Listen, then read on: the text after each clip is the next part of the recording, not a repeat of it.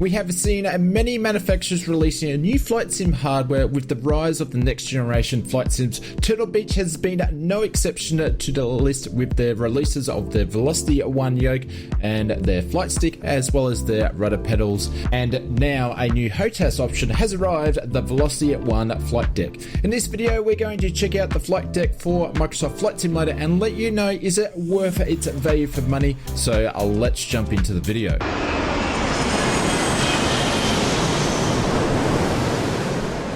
If you are not familiar with Turtle Beach and their products, they have been around since 1975 and started off manufacturing sound cards and other music products. And nowadays, their product range has extended to headsets, keyboard, mouses, game controllers, and now flight sim and racing controls. Their first flight sim offerings were a yoke and throttle system, followed by flight stick and then rudder pedals. And in the past few months, the team has released their latest flight sim solution, which is again the VelocityOne Flight Deck. The VelocityOne Flight Deck release includes a throttle and stick combo and retails about 699 AUD or around 450 USD or about 365 pounds or 425 euros. In my opinion, this would place the Flight Deck in the middle range of flight sim HOTAS offerings on the market, with the Thrustbuster HOTAS Warthog being a little higher, around 739 AUD, and the Logitech X56 on the lower end being 399 AUD. Both of these HOTAS have been around for many years now, so it will be interesting to see how this new release from Turtle Beach stacks up to them. What's in the box when it comes to the Turtle Beach Flight Deck? The themed box is very similar to the other flight sim products from Turtle Beach. It's very basic and there's not too much fluff or pompous. You get a quick start guide that gets you up and running and includes a map for all the buttons and knobs and switches that comes with the flight deck, which is a lot, so it's quite handy. Times 3 M5 hard mounting screws so you can mount it to your flight sim cockpit. Times 2 USB-Cs to USB-A 2-meter cables. The flight stick that needs a little bit of assembly to the flight base and the throttle base. For the flight stick base, the assembly process is pretty self-explanatory. It just needs to be hand tightened to the base itself. Taking a closer look at the flight deck, Turtle Beach mentions the design has been inspired by spacecraft and state-of-the-art jet fighters to be used with all major combat and space flight sims. The HOTAS includes 15 different axes and up to 139 programmable functions, more than enough for every sim situation. It also has a flight touch display on the stick itself and an OLED heads-up display on the base, which are all customized with different lots of RGB lighting. The flight deck has rubber feet to mount on the desk or pre-drill holes to fit majority of different flight sim cockpit mounts. The stick weighs 1.46 kilograms or 322 pounds and the throttle weight is 1.1 kilograms or 3.33 pounds. The flight deck throttle and the flight stick can work independently or on their own and are compatible with both Windows 10 and Windows 11. To get you up and running, you'll need to install the Turtle Beach VelocityOne Hangar software. It can be found from the links in the quick setup guide provided or download directly from the Windows Store. The software will allow you to configure and update the flight deck, and one of the things first you may want to do is update the flight deck stick and throttle firmware. I had a little bit of trouble updating the firmware with some other Turtle Beach controls, but found that the software much improved and didn't really have any problems updating it when it comes to this Turtle Beach VelocityOne Hangar software. You can configure the flight deck with this software for many different flight simmers and combat sims and also space sim games. However, when it comes to Microsoft Flight Simulator, it won't transfer across. So I decided for this video to configure it within the flight sim. That being said, at the time of starting recording this video, there were no profiles of the flight deck within Microsoft Flight Simulator.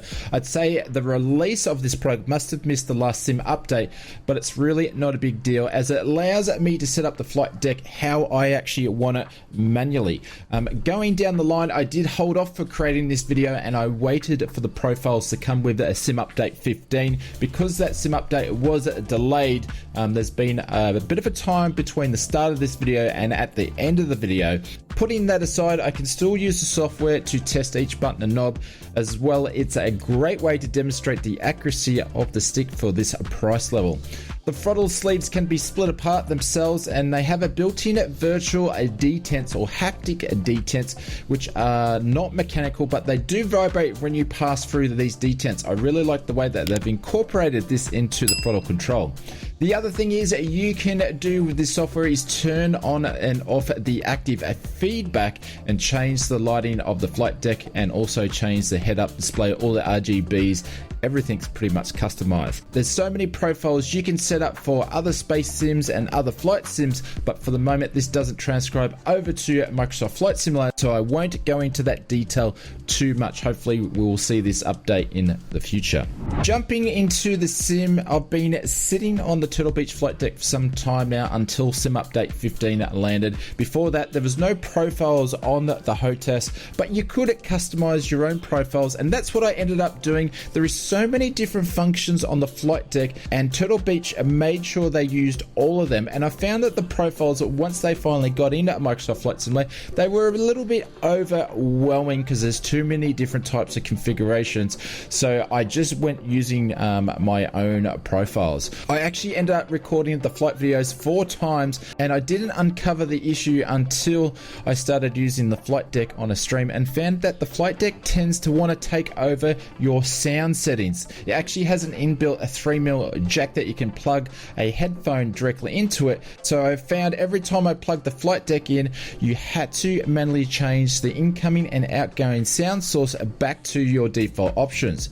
This also can be fixed by deleting the sound drivers, but in my opinion this shouldn't need to happen. It should be just plug in and play, and you select the audio sources as you wish to do so if you wanted to use a headset plugging into the flight deck. That being said, that's pretty much my biggest gripe when it comes to the flight deck from Turtle Beach. Using the flight deck in the sim, I found it to be very comfortable even on long sessions, very precise and a joy to fly. The flight deck is very accurate from GA to airliners, and all the levers, knobs and switches I used in my setup with Microsoft Flight Simulator, they felt like a very nice tactile feel when using them. In my opinion, it feels like a high quality HOTAS with all the bells and whistles. I must admit I did not use the touchscreen when it comes to Microsoft Flight Simulator. I just had no need for it. I would imagine this would come in very handy with other flight sims or space sims such as DCS, Star Citizen or Elite Dangerous. In summary, I like the Turtle Beach flight deck. Ergonomically, it feels really well designed, and it has many different options for you to customize your flying to all the knobs, switches and levers, way more than I will ever use. I actually feel that this stick itself felt a bit of a step up in the right direction from the previous joystick from Turtle Beach, but that's a personal thing. Some simmers may not like the stronger spring tension on this one. The throttle is really smooth, and I like the haptic feedback on the detents rather than actual detents themselves. I thought that was a nice touch, and also the flight deck base that it's built on is very stable, and I didn't notice any movements through the use of the flight deck through all the flying I did. The software is very easy to set up, and there is profiles for many games and sims, and it makes it very highly customizable to fly just about anything on anything. In my opinion, the Turtle Beach flight deck fits into a higher mid-tier of flight sim HOTAS. It has more features than some of the high premium HOTAS ranges out there, but it doesn't quite have the full premium high-end feel. But if you were upgrading from a cheaper HOTAS system, you would really enjoy the flight deck from Turtle Beach. If you've been using a premium HOTAS already, you maybe not want to move down to a HOTAS like this, but that being said, you wouldn't see all the features on some of those high-end premium HOTASes that you see in this one. My only gripe is what I mentioned before, is the sound issue, which can be resolved easy enough, but I just prefer not to have to bother with it in the first place. It should just be a plug-in and work, in my opinion. Overall, I really enjoyed using the Turtle Beach flight deck, and I hope you found this review informative, and be sure to click that subscribe button so we can let you know when our next hardware or flight sim video goes live. If you have the flight deck from Turtle Beach already, or thinking about purchasing one, I would love to hear your thoughts in the comment section below, and I will see you on the next video.